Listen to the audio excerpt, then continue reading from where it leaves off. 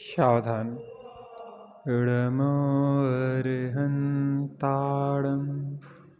इडमो सिद्धाडम् इडमो आयरियाडम् इडमो अज्जायाडम् इडमो लोये सर्वसाहुडम् सर्वव्यापीकचिद्रूप स्वरूपाय परात्मने शोपलब्धिप्रसिद्धाय ज्ञानानन्दात्मने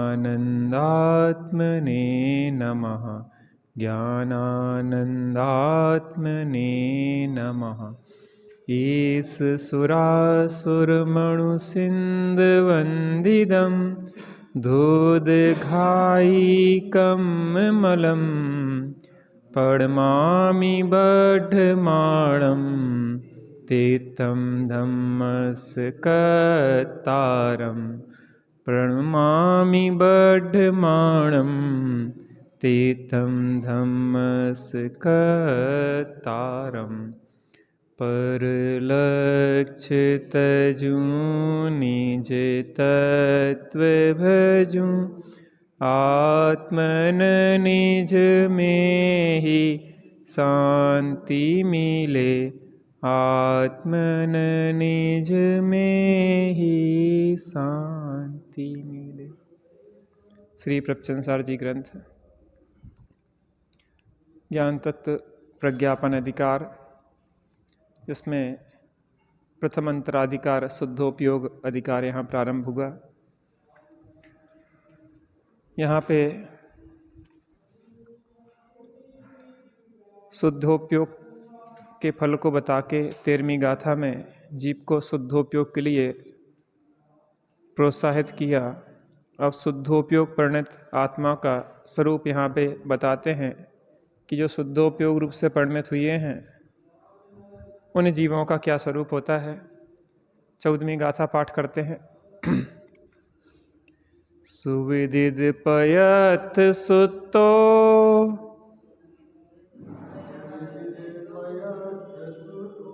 संजम तव संजुदो विगद रागो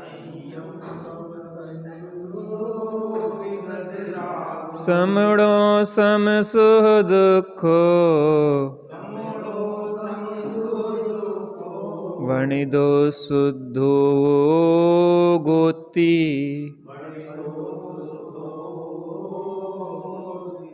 अब एक एक पंक्ति क्रम से पढ़ के अपन उस क्रम में पढ़ेंगे। सुविदित पयथ सुतो संजम तव संजुदो विगद रागो समणो। हाँ पढ़िए।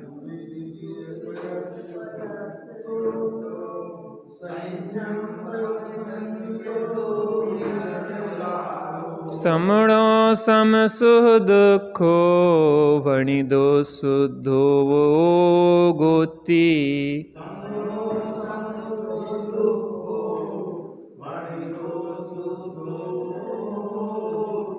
अब मैं पूरी गाथा पढ़ूंगा, उसका पाठक्रम से आप पूरा करेंगे। सुविदित पयथ सुतो संजम तव संजुदो विगद रागो समणो सम सुह दुखो वणिदो शुद्धो गोती।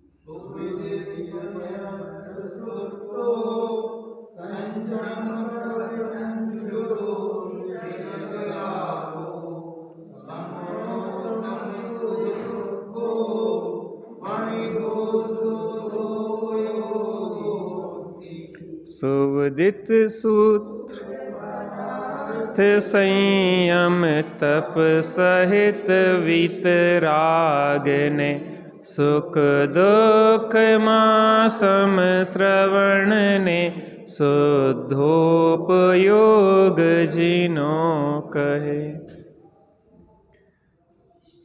अन्व्यार्थ।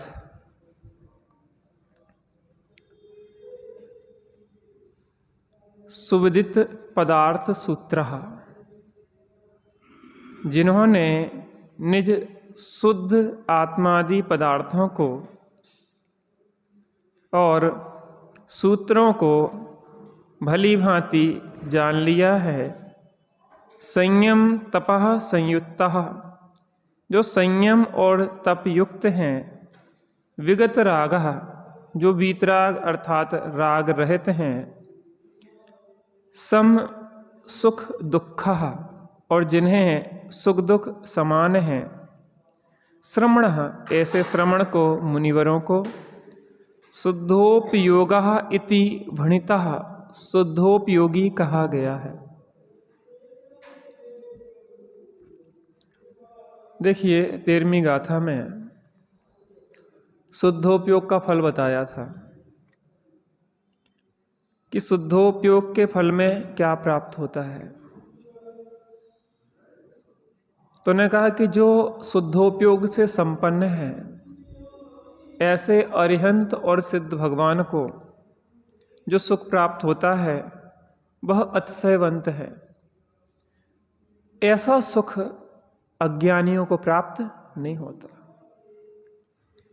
या ज्ञानियों में कहें तो अविरत सम्यक दृष्टि को सिद्धों की जाति का सुख होता है, लेकिन सिद्धों को निराबाध सुख है, अव्यावाद है, जिसमें बाधा नहीं है, निरंतर है, एक रूप है। और लेकिन यहाँ निचले गुणस्थान में उसमें बाधा पड़ती है, निरंतर शुद्धोपयोग की धारा प्रवाहित नहीं हो पाती है। चौथे गुणस्थान में कहें तो एक क्षण मात्र के लिए शुद्धोपयोग हुआ और शुभोपयोग की बहुलता रही। पंचम गुणस्थान में भी कुछ समय के लिए शुद्धोपयोग रहा, उसके बाद शुभोपयोग की बहुलता रहती है। छठवां गुणस्थान तो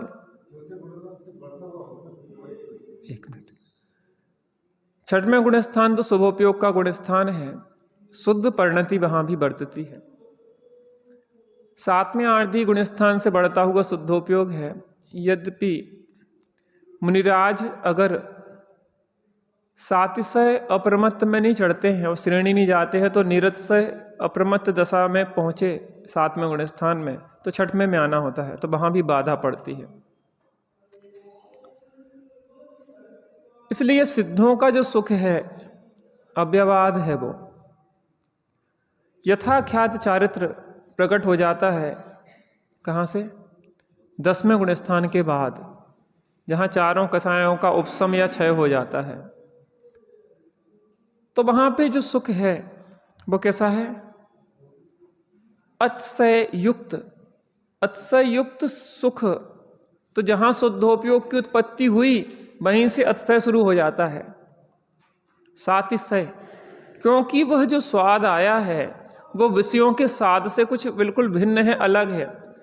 क्योंकि अतिशय उसे कहते हैं कि जो घटना जीवन में बहुत कम देखी जाती है। जीवन माने यहाँ तो अभी किसी को घटी ही नहीं, उसको जिसने शुद्धोपयोग की प्राप्ति की उसके पूर्व तो घटी नहीं उसको, तो उसको एक अतिशय लगता है, अरे इस सुख को तो मैंने आज तक चखा ही नहीं था, ये तो अतिशयकारी है।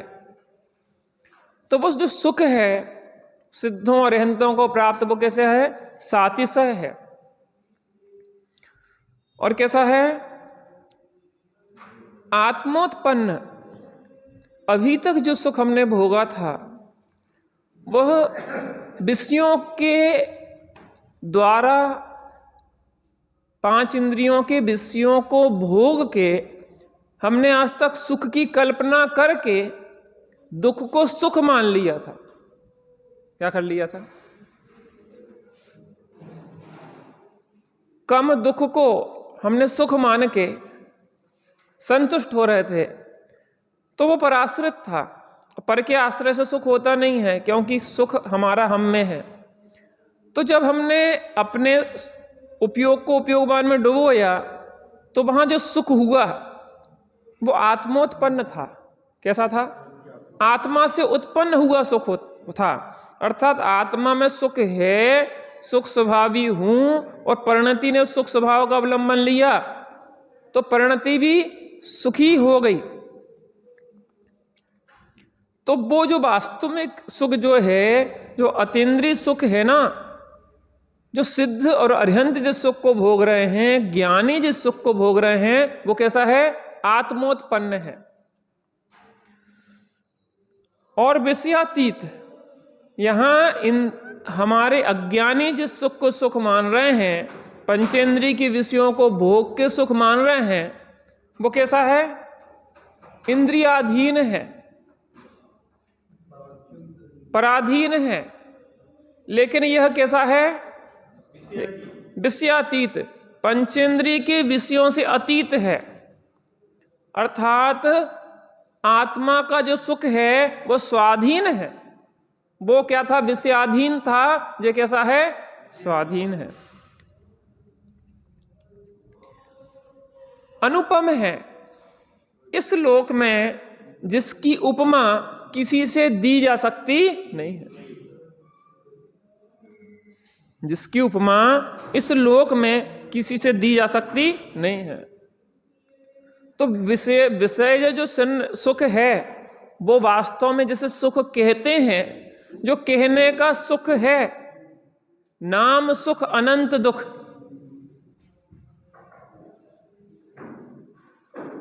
जैसे बच्चे को बच्चे की भाषा में बोलते हैं, वैसे हमें समझाने के लिए जो वास्तव में पंचेंद्रिय के दुख हैं, जिन्हें हमने सुख माना है, तो उसे हमारी भाषा में कहा जाता है सुख, लेकिन वास्तव में है क्या? वो दुख है।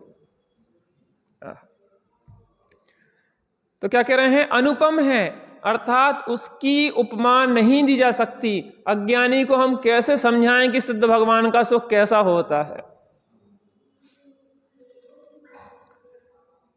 सहजानंद जी के प्रवचन पढ़ रहे थे इसी पे, तो उन्होंने एक दृष्टांत दिया कि एक बार आदिवासियों में चर्चा हुई कि आखिर राजा खाता क्या होगा, क्या खाता होगा, कैसी स्वादिष्ट चीजें खाता होगा। तो आदिवासियों का जो राजा था, सरदार था, उसने कहा कि वो गुड़ ही गुड़ खाता होगा, क्योंकि वो आदिवासी गुड़ से आगे बढ़ ही नहीं पाए थे। उनने गुड़ ही खाया था, वो भी बड़ी मुश्किल से मिलता था। तो वो उन्हें ये लगा कि अगर राजा को बहुत व्यवस्थाएं हैं, बहुत विभूतियां हैं, बहुत सुविधाएं हैं, तो वो क्या खाता होगा? गुड़ ही गुड़ खाता होगा। वो गुड़ से आगे सोच ही नहीं पाते। हम ऐसे ही इन पंचेंद्रिय के विषयों से आगे निकल ही नहीं पाते, इन्हीं को जुटाने में लगे रहते, और प्रचुरता से विषयों को इकट्ठा कर लेंगे तो सुखी हो जाएंगे। लेकिन आचार्य देव यहां कह रहे हैं कि वो अनुपम है। मैं कैसे बताऊं तुम्हें? जिस सुख को मैं भोग रहा हूं, उस सुख को मैं तुम्हें बता नहीं सकता शब्दों में, वो तो तुम अनुभव करके ही प्रत्यक्ष भोग सकते हो। इसलिए वो अनुपम है, उपमा यहां दी जा सकती नहीं है। अनंत है। अब अनंतता दो रूप में है। एक तो अनंत काल तक रहने वाला है, दूसरा अनंत सुख है। एक तो क्या है? क्वांटिटी, और एक है काल का पीरियड। अनंत काल तक भोगते रहेंगे सिद्ध, कब दुखी हो जाएंगे और कब उनका सुख खत्म हो जाएगा? अनंत सुख है और अनंत काल तक ही भोगते रहे। हमें रस नहीं आता, हमें मुंह में पानी नहीं आता इन बातों को सुन के कि कुछ ऐसा करने लायक है कार्य, नरभव मिला है मैं अपूर्व कार्य कर। ये प्रेरणा इसलिए दी जा रही है कि तुम्हें कुछ रस लगे, उसकी महिमा बता के उसका रस लगे। बेटा आगे आ जाओ। हाँ, काय का रस लगे? इसको थोड़ा दूर कर दो, जगह हो जाए निकलने के लिए, ये तो खाली रहेगी। हाँ बैठिए। आप लोग इतने प्रेम से आते हैं तो हमें लगता है कि आप बढ़िया से सुने, जगह है अपने पास पर्याप्त। अंदर भी जगह बनाए इस जिनवाणी के प्रवेश के लिए। विषयों के कोलाहल को थोड़ा शांत करके सुनो। इतनी अभी बहुत मजे, बहुत हमें तो गजब लगता है, इतनी अच्छी अच्छी चर्चा आने वाली है, अद्भुत चर्चाएं आने वाली है। हा, अनंत काल तक अनंत सुख को भोगते रहेंगे। एक बार लग तो जाए कि उस सुख को, जिस सुख को ज्ञानी भोग रहे हैं, एक बार मौत की कीमत पे, अय कथमपि मृत्वा तत्व कोतु फलिसन, मौत की कीमत पे लग के काम कर लो। एक बार अगर उस पत्थर ने ऐसी छलांग लगाई कि जो पृथ्वी के गुरुत्वाकर्षण को छोड़ के अंतरिक्ष में पहुंच गया, तो फिर तैरना ही तैरना है, फिर गिरना नहीं है। क्या है? फिर तैरना ही तैरना है। जो तैर गए,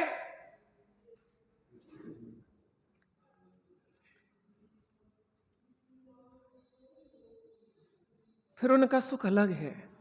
मिथ्यात्व का गुरुत्वाकर्षण हमें बार बार 9वें ग्रीवेक तक उछाल देता है, लेकिन फिर नीचे खींच लेता है। अनंत बार उछले हम, लेकिन मिथ्यात्व का ऐसा गुरुत्वाकर्षण है कि 9वें ग्रीवेक तक की हद से ऊपर उछल ही नहीं पाते।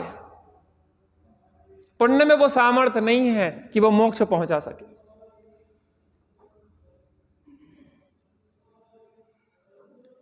एक बार ऐसी छलांग लगाएं कि बस रहिए अनंता अनंत काल यथा तथा शिव परिणय। तो वो कैसा है? अनंत, अविनाशी और अविच्छिन्न एक रूप रहने वाला है। अब 3 चीजें हो गई। एक तो अनंत सुख, दूसरा अनंत काल तक रहने वाला, और एक रूप रहने वाला। समझ में आया ना? जो सिद्ध सुख को भोग रहे हैं अरहंत, तो सिद्ध, वो अनंत सुख को भोग रहे हैं, अनंत काल तक भोगते रहेंगे और एक रूप भोगते रहेंगे, घटेगा बढ़ेगा नहीं कि अब कम हो गया, अब ज्यादा हो गया। जैसे वोल्टेज हमारे यहाँ पहले क्या है, यूपी की लाइट की समस्या रहती थी, तो वो वोल्टेज घटता बढ़ता था, तो बल्ब ऐसे मध्य हुई है, फिर तेज हुई है, फिर मध्य हुई है, फिर तेज हुई है, फिर मध्य हुई है, वोल्टेज वो खिंचता था फिर रात। तो ऐसा नहीं है कि सुख घट गया फिर बढ़ गया, फिर घट गया फिर बढ़ गया, नहीं नहीं, वो तो धारा प्रवाह अविच्छिन्न रूप से एक रूप रहने वाला है। अब ऐसे सिद्ध भगवान, ऐसे ज्ञानी जन, जिस सुख की यहां पे चर्चा की, जिस सुख की महिमा गाई है, उसका जो फल ये है, उस शुद्धोपयोग का फल है, उस फल को यहां दर्शाया गया है। काय के लिए? शुद्धोपयोग की प्राप्ति के लिए।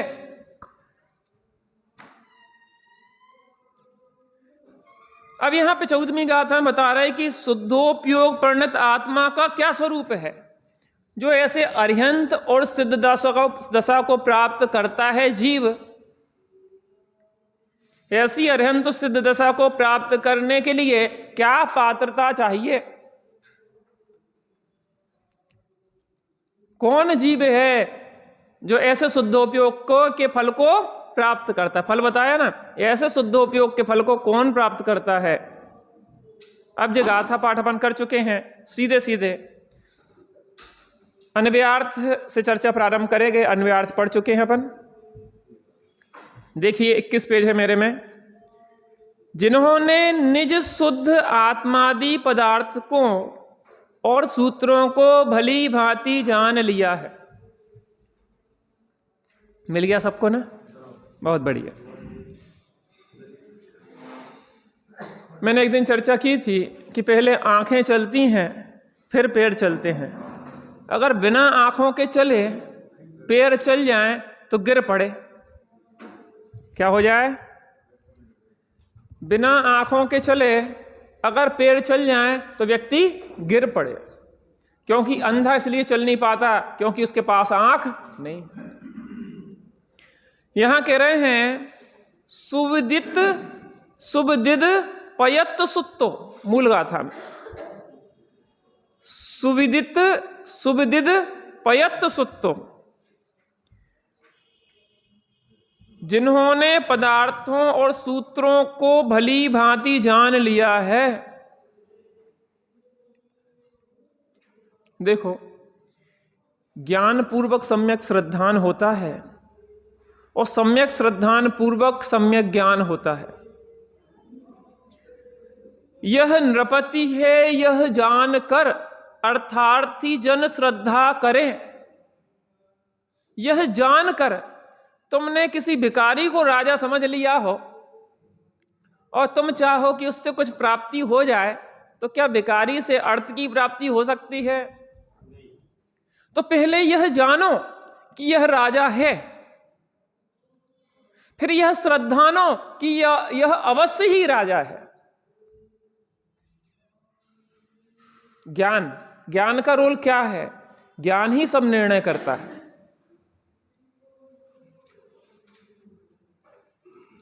तुम्हें शुद्धोपयोग चाहिए ना, जिस शुद्धोपयोग का फल बताया ना, ऐसा फल होता है, ऐसी सुख को भोगते हैं सिद्ध और अंत भगवान। तुम्हें चाहिए ना, तो हम क्या करें? अब तुम ये करो, क्या करो? सुविदित पयत्त सुत्तो, सूत्रों को और पदार्थों को भली भांति जानो। अब यहां लिखा है जान लिया है, यहां तो बात कर रहे हैं अरहंत सिद्ध भगवान की कि उन्होंने दशा को प्राप्त कर लिया है। लेकिन अगर हमें वो दशा प्राप्त करना है तो हमें उपदेश की शैली में क्या होगा कि जानो। लोग कहते हैं कछु करो भैया, कछु करो, बातन से कछु नहीं होत, बातन से कछु नहीं होत। ये बात भी सही है, करना चाहिए, लेकिन बिना समझे करने जाएंगे तो नियम से गलत होगा।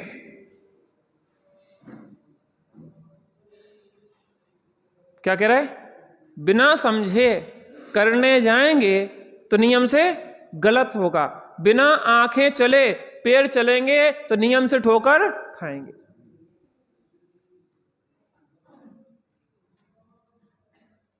जो बिन ज्ञान क्रिया अवगाहे,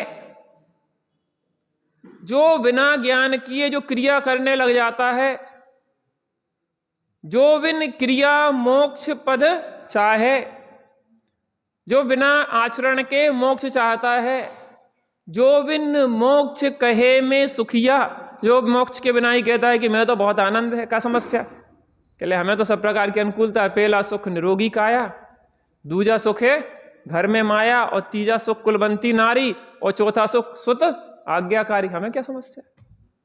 सब प्रकार के सुख है। वो कहते ना 10 उंगली घी में और सिर कढ़ाई में है, नरक की कढ़ाई में जावे वालों है। ऐसे भ्रम रूप सुख की बात नहीं है, क्योंकि बिना सूत्र और पदार्थों के ज्ञान के हमें यह निर्णय हो ही नहीं पाता है कि सुख क्या है। हमें ये बताओ, अपन प्रयत्न दुख के लिए कर रहे हैं कि सुख के लिए कर रहे हैं? बहन जी, सुख के लिए। कितने सुखी हो गए?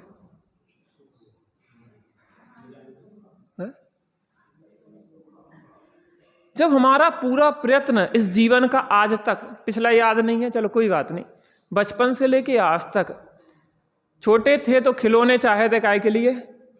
सुखी होने के लिए। कुछ पुस्तकें चाहिए थी काय के लिए? सुखी होने के लिए। घूमना फिरना चाहा था काय के लिए? सुखी होने के लिए। अच्छी पढ़ाई चाहिए थी काय के लिए? सुखी होने के लिए।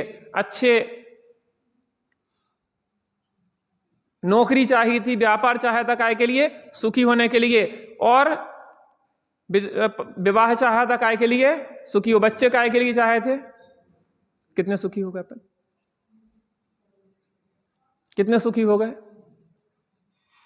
क्यों नहीं हुए? क्यों नहीं हुए? एक जीव तो अनंत सुख को भोग रहे हैं, वो सुख प्राप्त उन्होंने कर लिया है, अनंत अव्यवहार सुख को प्राप्त कर लिया, अविच्छिन्न अनंत सुख को प्राप्त कर लिया है। और एक हम बैठे हैं, दोनों ही सुख की दौड़ में थे और उन वो सुख तक पहुंच गए हैं और हम सुख में नहीं पहुंचे। उसका कारण क्या है? सुविदित पयत्त सुत्तो। आज तक हमने सूत्र और पदार्थों का यथार्थ निर्णय नहीं किया।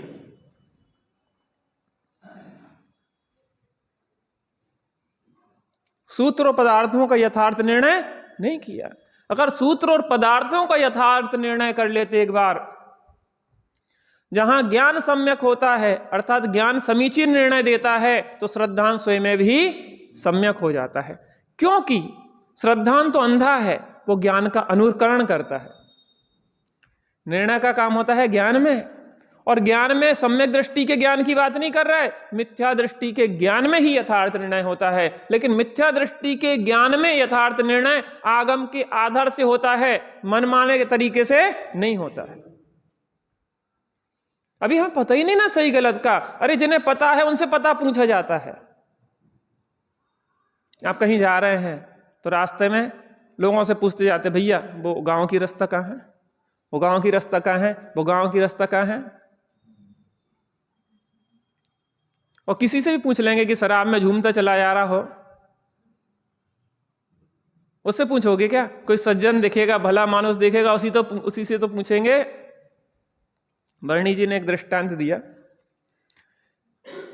एक बच्चे, छोटा सा बच्चा था, पिताजी बीमारी के शिकार हुए और देहावसान होने को था, तो उन्होंने क्या किया, 5 लोगों को नियुक्त कर दिया। 5 उन्होंने अपनी संपत्ति के ट्रस्टी बना दिए। माँ पहले से ही नहीं थी, ट्रस्टी बना दिए।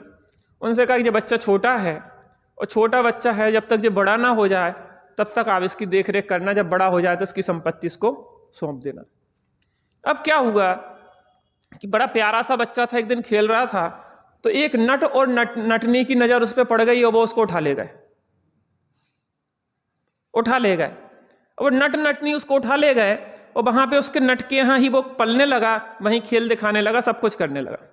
अब एक बार की बात है कि वो उसी गांव में आया, उस गांव में आके खेल दिखा रहा था। तो पहले ट्रस्टी की नजर उस पर पड़ी, 5 थे ना ट्रस्टी, पहले की नजर पड़ी। उसने कहा यार ये तो अपना सेठ का लड़का लगता है, इधर आना बेटा। क्या कर रहे हो? खेल दिखा रहे हो? तुम्हारे पास तो करोड़ों की जायदाद है। अरे कैसी बातें कर रहे, चलो हटो, टाइम खराब नहीं करो। दूसरे ने भी वही कही तो वहां से भी निकल गया। तीसरे, चौथे, 5वें सबने एक ही बात कही। अब कुछ विचार आया कि लोग मांगते हैं और जो देने की बात कर रहे हैं। कुगुरु कुदेव कुधर्म वाले तुम्हें लूटते हैं, तुम्हारे पास जो है वो खींचने की सोचते हैं कि ले आ पैसा, और जे कुछ दे रहे हैं जग को दे दी जग की निधियां, जो देने की बात कर रहे हैं, इसका मतलब ये लुटेरे नहीं है।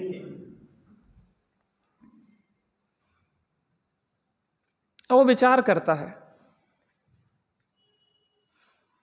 उनके पास जाता है, फिर वो ट्रस्टियों के पास। आप क्या कह रहे थे बेटा? तुम्हें पता नहीं है, जो तुम्हारी संपत्ति है तुम्हें कोई उठा ले गया था। तुम्हें वो जो तुम्हें नट नटनी है ना, वो तुम्हारे माता पिता नहीं है, तुम्हारी तो जो संपत्ति है इसको भोगो, आनंद करो। कहाँ खेल दिखा रहे। लेकिन अभी भी वो एकदम से नहीं छोड़ पाया, तो साथ में चला गया नट नटनी के। लेकिन अंदर में एक चलने लगा विचार। अच्छा, एक दिन उसने अपनी माँ के पैर पकड़ लिए, जो नटनी थी ना, कि माँ सही बताओ, आखिर तुम मेरी माँ हो कि नहीं हो। वो उसको भी दया आ गई। उसने कहा बेटा नहीं, मैं तुम्हें उठा के लाई थी दूसरी जगह से। अच्छा, अभी भी वही है, एकदम से छोड़ नहीं पा रहा है, क्योंकि अभी उनसे भी थोड़ा प्रेम बन गया है।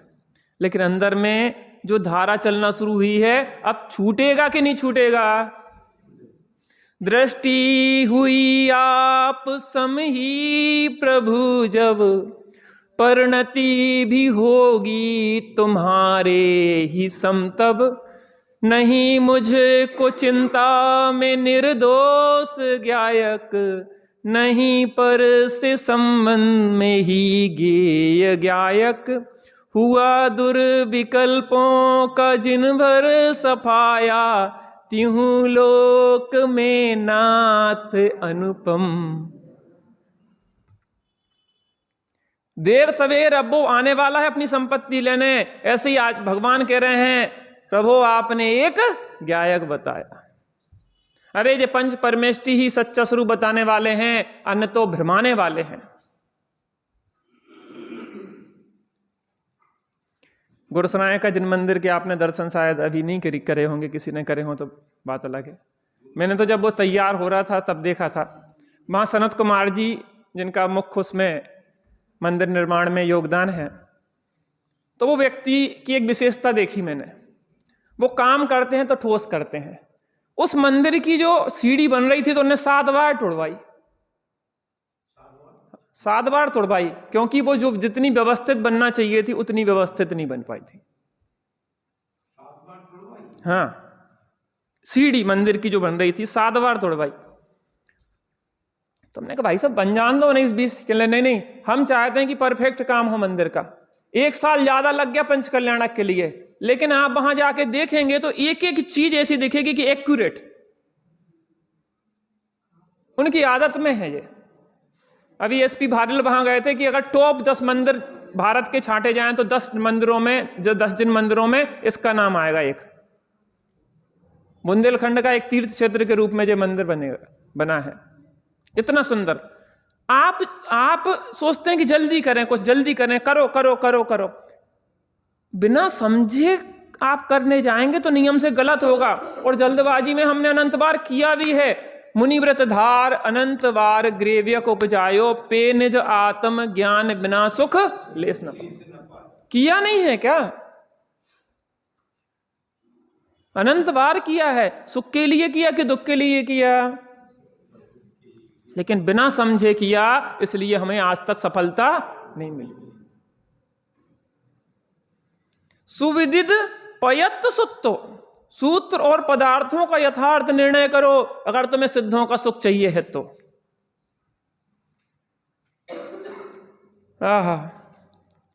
संयम तपः संयुक्तः, जो संयम और तप से युक्त है।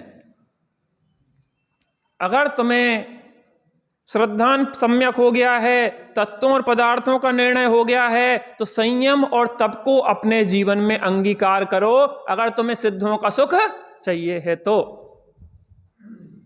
बड़े पंडित साहब का एक वाक्य है, संयम रहित जीवन बिना ब्रेक की गाड़ी है। बिना ब्रेक की गाड़ी में कितने लोग सफर करना चाहेंगे? हमारे जीवन में अगर नियम संयम नहीं है तो हमारे जीवन में उस शुद्धोपयोग के लिए पात्रता नहीं है। श्रीमद जी का आत्मसिद्धि का एक छंद है, त्याग विराग न चित्तमा, थाय न तेने ज्ञान, और अटके त्याग विराग में सो भूले निज भान। थोड़ा सा वैराग्य तो आता ही है। त्यागी साहब अपने जीवन की घटना बताते हैं कि शुरू में हमें अंदर से वैराग्य आया, कुछ भी नहीं सुहाता था। कैसे आत्मा की प्राप्ति हो, क्या हो, खाना पीना सब भूल गए, शरीर की संभाल भी भूल गए, कुछ भी नहीं सुहाता था, कहीं भी नहीं सुहाता था। कैसे आत्मा प्राप्त हो? यहां तक कितने बीमार हो गए कि अस्पताल में भर्ती होना पड़ा, क्योंकि शरीर की सुध बुध ही भूल गए थे कि क्या है।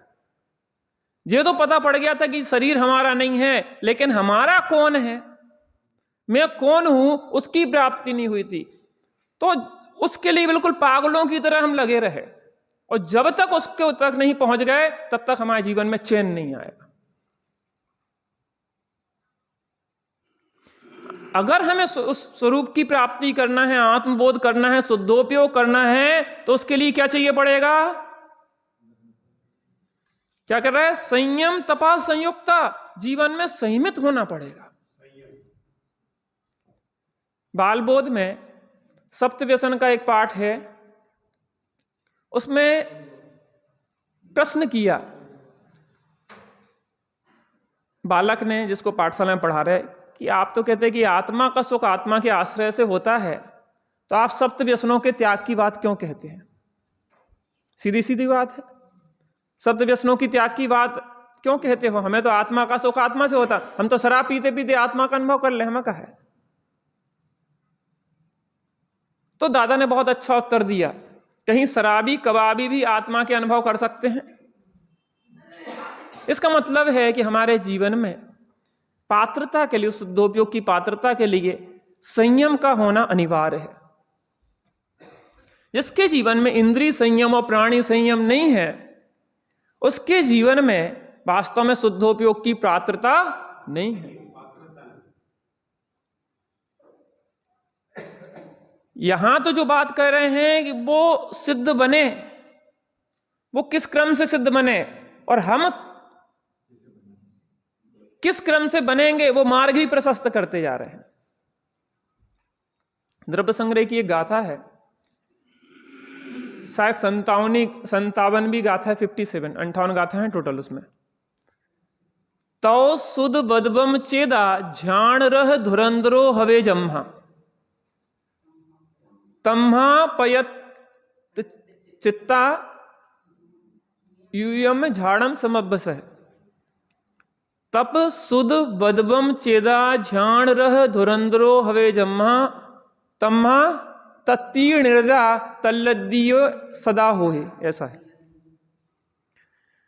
तपवान श्रुतवान और व्रतवान आत्मा ही तव सुद बदबम चेदा ध्यान रह धुरंधरो हवे जम्मा, ध्यान रूपी धुरा को प्राप्त करने वाला तपवान श्रुतवान और व्रतवान होता है।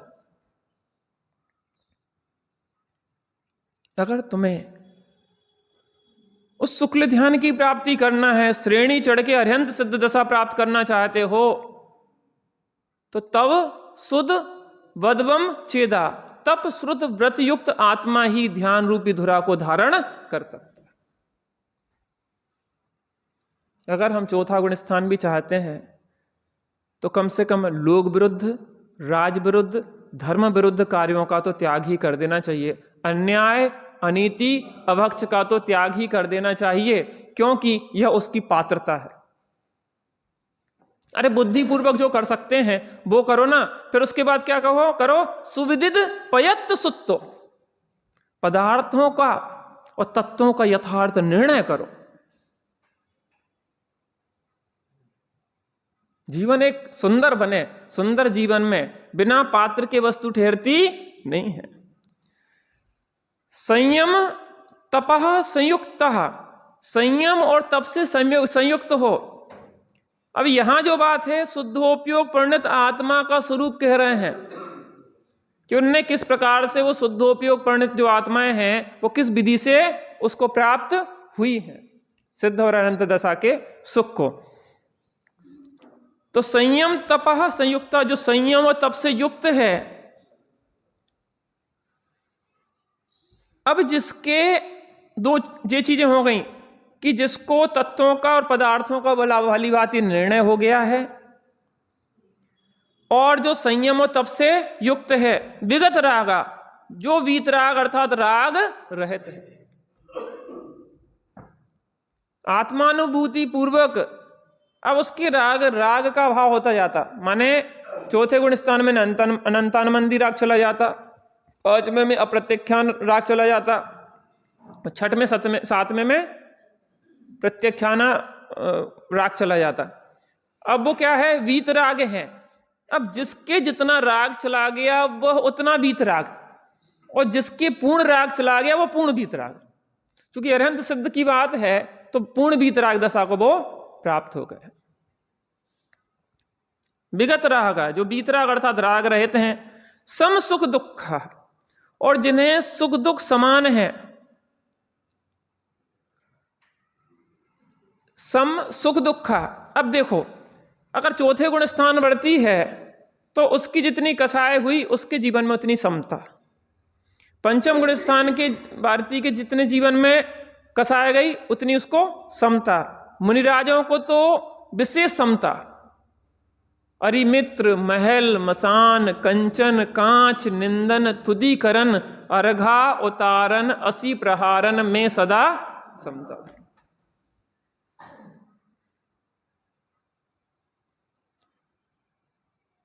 तो क्या है? जिन्हें सुख दुख समान है श्रमणा, ऐसे श्रवण को मुनिराजों को शुद्धोपयोगा इति भणिता, शुद्धोपयोगी कहा गया है। देखो यहां शुद्धोपयोग का फल बताया, और यहां बता रहे हैं कि शुद्धोपयोग को कौन प्राप्त हुए हैं। ऐसे जीवों के बारे में पूछा गया कि वो शुद्धोपयोगी जीव कौन है। तो मुनिराज तो शुद्धोपयोगी हैं, लेकिन वास्तव में अरिहंत और सिद्ध भगवान कौन है? उस शुद्धोपयोग को फल को प्राप्त कर चुके हैं। शुद्धोपयोग के फल को प्राप्त कर चुके हैं। तो यहां पे कह रहे हैं कि जिन्होंने सूत्र और पदार्थों को भली भांति जान लिया है, संयम और तप से संयुक्त हैं, जो वीतराग अर्थात राग रहते हैं, और जिन्हें सुख दुख समान हैं, ऐसे श्रमणों को, मुनिवरों को शुद्धोपयोगी कहा गया है। और श्रमण दशा के बाद अर्हंत सिद्ध दशा आती है। तो सबसे पहले तत्वों का निर्णय करो, तत्वों के निर्णय पूर्वक संयम और तप से संयुक्त हो। संयम और तप से संयुक्त जो होता है उसका राग विगत हो जाता है, और विगत रागी सुख और दुख में संभावी होता है। ऐसे श्रवण मुनिवर जो हैं वो शुद्धोपयोगी हैं। अब शुद्धोपयोगी, क्या चौथे गुण स्थान में शुद्धोपयोग होता कि नहीं होता, ये विषय पहले क्लियर करके आए हैं अपन, क्योंकि अपन ने पहले से तीसरा गुण स्थान तक देखा था कि घटता हुआ अशुभोपयोग। तो यहां यह भी सिद्ध किया था कि वास्तव में वहां पे अशुभोपयोग ही नहीं है, वहां शुभोपयोग भी है, क्योंकि जो मुनिराज द्रव्यलिंगी हैं, निर्दोष द्रव्यलिंग का पालन कर रहे हैं, वो 9वें गिरिवक तक जाते हैं, तो वो अशुभोपयोग का फल नहीं हो सकता। लेकिन पहले से तीसरे गुण स्थान तक अशुभ उपयोग की बहुलता है और शुभोपयोग की न्यूनता है, इसलिए उस गुण स्थान को मुख्यता से अशुभ उपयोग के गुण स्थान कहा जाता है। लेकिन वहां तारतम्यता से घटता हुआ अशुभ उपयोग है। चौथे, पांचवें और छठवें गुण स्थान में तारतम्यता से बढ़ता हुआ शुभोपयोग।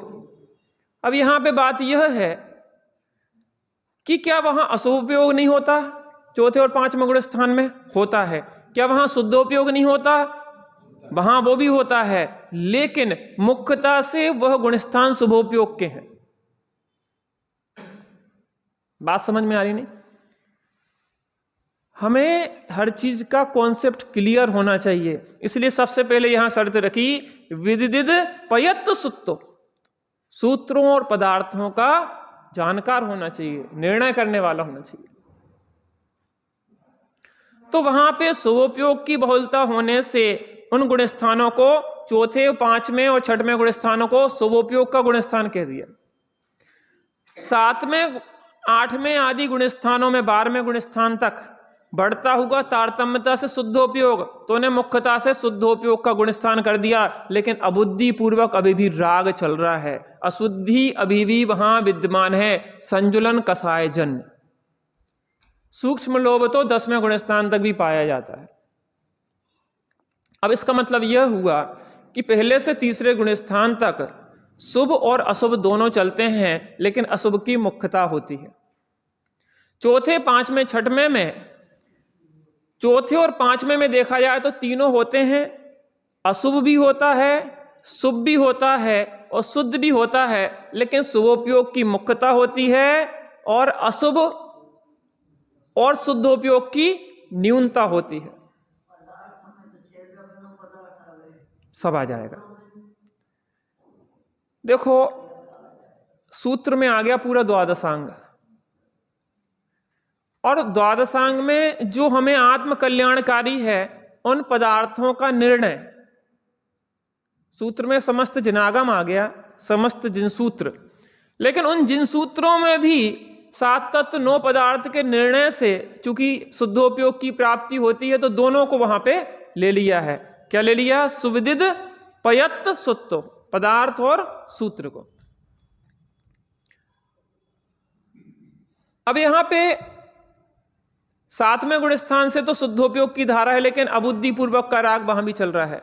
यहां पे जो मुनिराजों की चर्चा आई है, तो मुख्यता से मुनिराजों की चर्चा इसलिए कि उनके शुद्धोपयोग की बहुलता होती है। लेकिन चौथे गुण स्थान से वो शुद्धोपयोग प्रारंभ होता है और वो ही क्रम से वृद्धिंगत होते हुए अरहंत सिद्ध दशा को प्राप्त करता है। तो यहाँ पे कहा है कि वास्तव में उन शुद्धोपयोगी परिणत आत्मा का स्वरूप कहा कि वो शुद्धोपयोग से परिणत आत्माएं कौन सी हैं, उन आत्माओं की अपन ने चर्चा की। अभी अपना समय हो गया है, थोड़ी देर अपन बैठ के जिस सुख को वो आत्माएं वेदन कर रही हैं, हम भी वेदन करने का प्रयास करते हैं।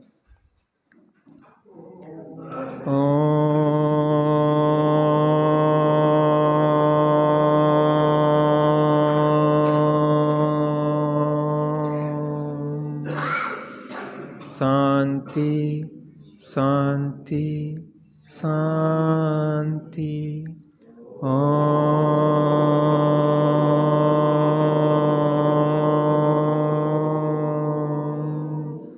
शांति शांति शांति।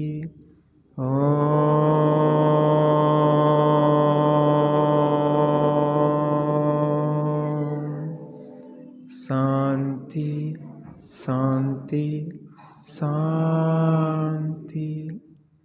अगर हम शुद्धोपयोग की प्राप्ति करना चाहते हैं तो सबसे पहले तत्वों का निर्णय करना चाहिए।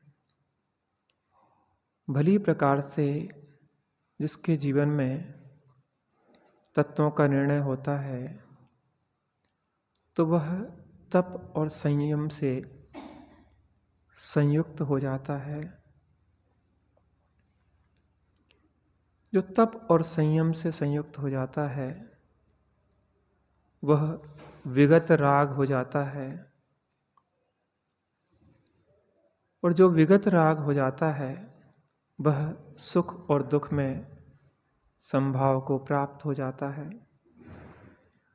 और ऐसे समभाव को प्राप्त जीव ही शुद्धोपयोगी हैं। मुख्यतः तो शुद्धोपयोग के फल को प्राप्त अरहंत और सिद्ध भगवंत हमारे लिए आदर्श हैं।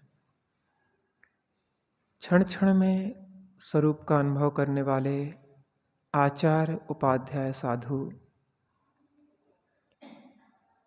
हमारे लिए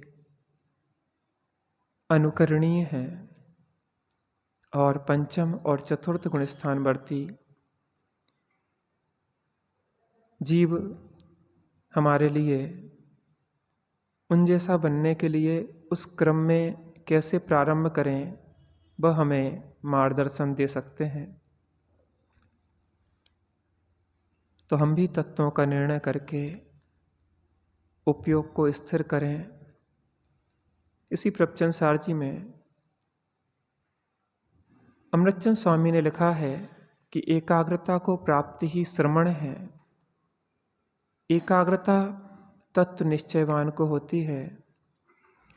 तत्वों का निश्चय आगम के अभ्यास से होता है, इसलिए आगम का अभ्यास ही ज्येष्ठ है और श्रेष्ठ है।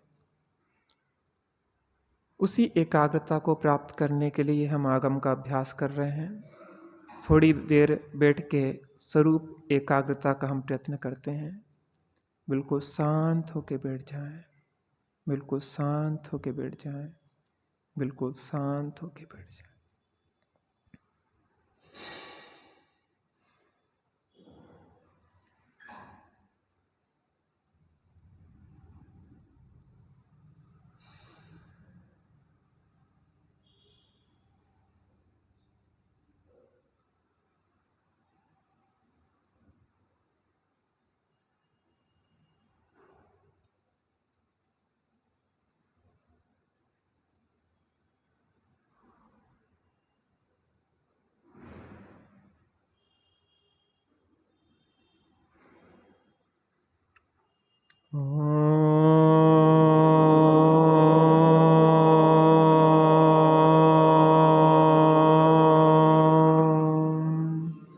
शांति शांति शांति।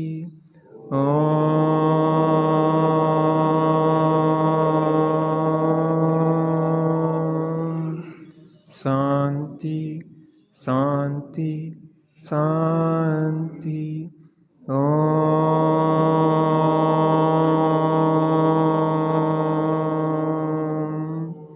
शांति शांति शांति। सहजानंदी शुद्ध स्वरूपी अविनाशी हूँ आत्मस्वरूप। सहजानंदी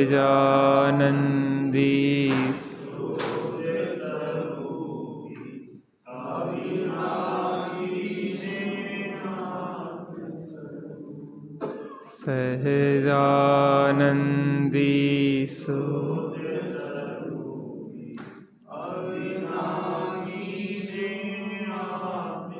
निज निधि निज में बताई, यह अनंत उपकार है उसके लिए जिन वाणी माँ को वंदना सतवार है, उसके लिए जिन वाणी माँ को वंदना सतवार।